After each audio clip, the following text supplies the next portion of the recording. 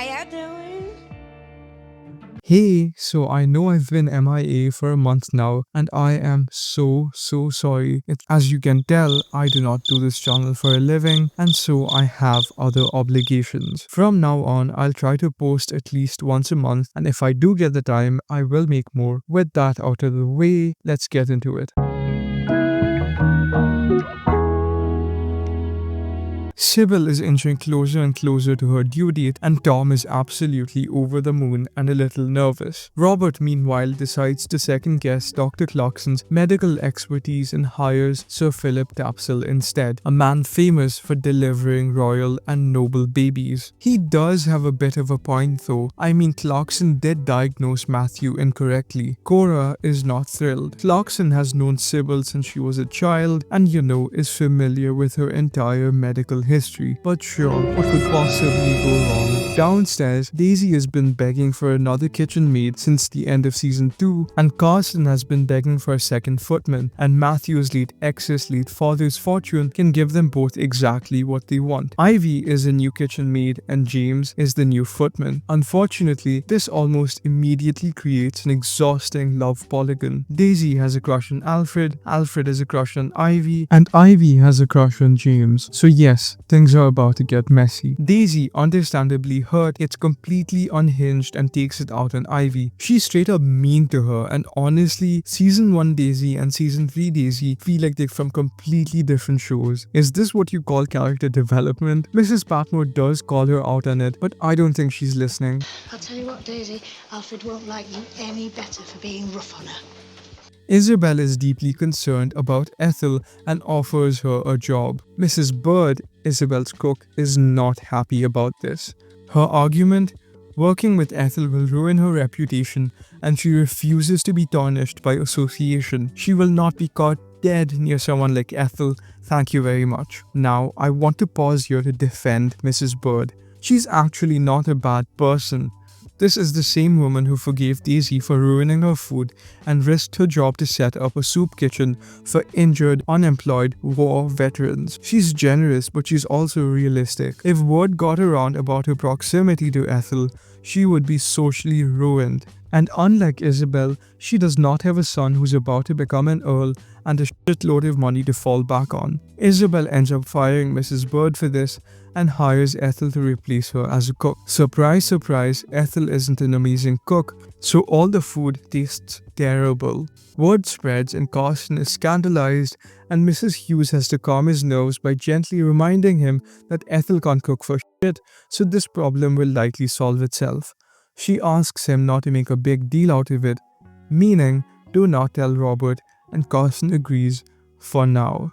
Back upstairs, Sybil is about to give birth and Dr. Clarkson realizes something is very wrong.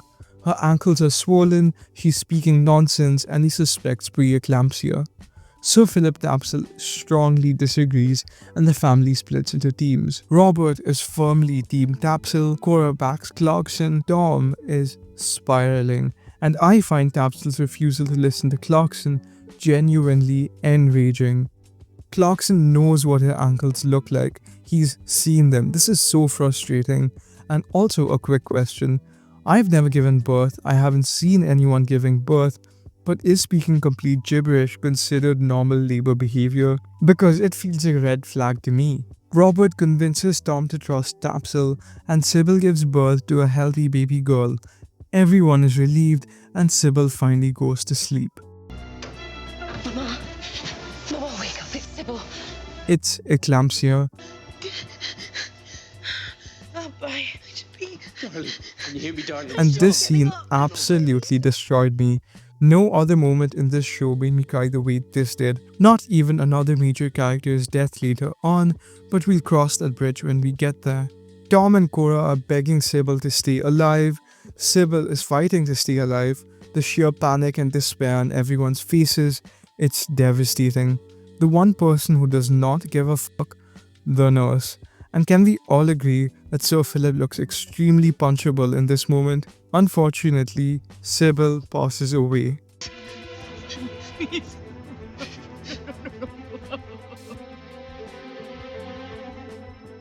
Please, love. Downstairs, the servants get the news. Thomas starts crying and I am confused. We maybe got 3 minutes total of Thomas and Sybil interacting back in season 2. We are told he knew her well, but we've literally never seen them have a real conversation. I remember bringing this up in one of my videos earlier, and I would love to know what you guys think.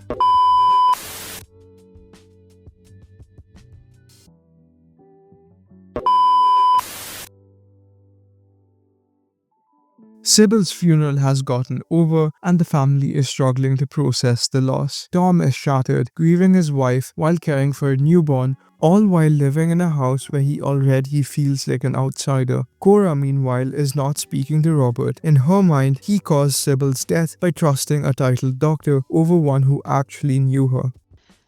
When Dr. Clarkson knew Sybil's history and he did not, you believed Tapsell because he's knighted and fashionable, and all that nonsense way against saving our daughter's life. Honestly, I get it. Robert meant well, but he was dismissive as hell, and Clarkson suggested taking Sybil to the hospital. Isabel decides to host a small lunch for Mary, Edith, Cora, and yes, you too, Violet. Minor issue, Ethel is still a terrible cook. Here's a compilation of Ethel's cooking disasters ever since she's been hired. It's a kidney souffle, Mum. A kidney souffle, isn't that a bit adventurous? What? And I could cook something special.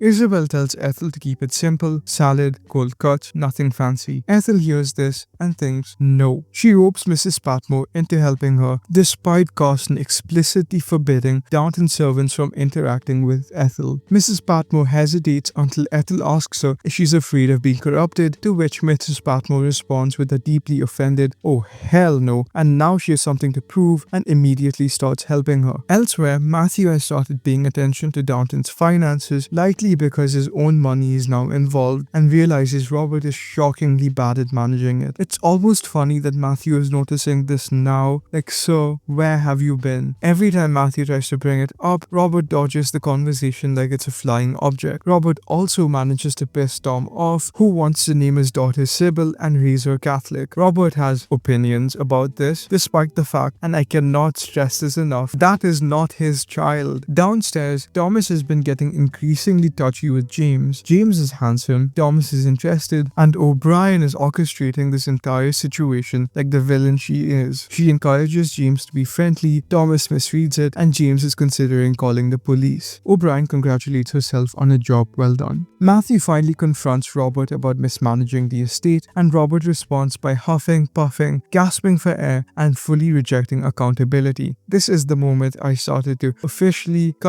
sort of hate Robert Crawley. Bad timing all around, because Carson discovers Mrs. Patmore helped Ethel and he too starts to huff and puff, and gasping for air, he cries for resuscitation equipment as he runs to Robert. Robert storms into Isabel's house, demanding everyone leave because Ethel is apparently contagious. Cora could not care less what Robert thinks, and Violet is Violet.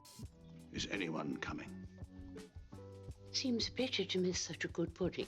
The luncheon party is a success because Ethel does cook those dishes decently, and she even pulls her vet Downton to bring flowers for Mrs. Patmore as a thank you. As you can imagine, Carson does not approve, but not everything in the world runs on the basis of Carson's approval. Violet has obviously noticed the rift between Robert and Cora. She too is hurting, but she is seeing the situation a lot more clearly, and she asks Dr. Clarkson to review his notes to figure out if Sybil really could have been saved by a C-section. She hasn't told the truth to Robert and Cora. Clarkson admits that even if he had performed the C-section, Sybil would have not survived, and finally, Robert and Cora reconcile.